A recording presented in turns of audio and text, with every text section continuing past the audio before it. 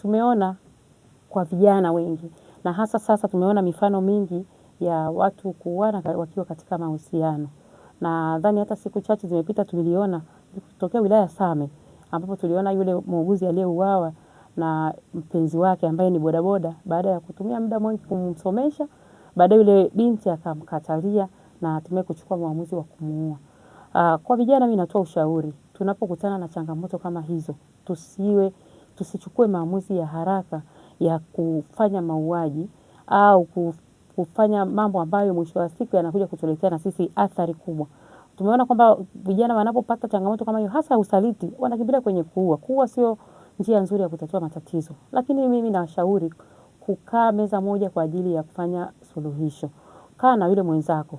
Lakini ukiona pale ni njia ile sio sahihi, labda hatakubali au hata kujibu itakavyokuwa sio sahihi, tutafute basi watu ambao wametuzidi, watu ambao tunasema ni wazee wenye hekima, ama viongozi wetu wa dini, wapo mashehe, wapo wachungaji ambao tunaweza tukawaeleza hayo hizo changamoto, wakaita wote wawili na wakaweza kusuluhisha ile hali, kuliko kuchukua uamuzi wa kuua.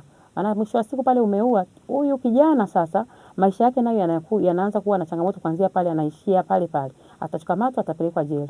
Na huyu mwenzake ambaye alikuwa naye tayari ameshakufa. Tayari pale hakuna suluhisho lililofanyika.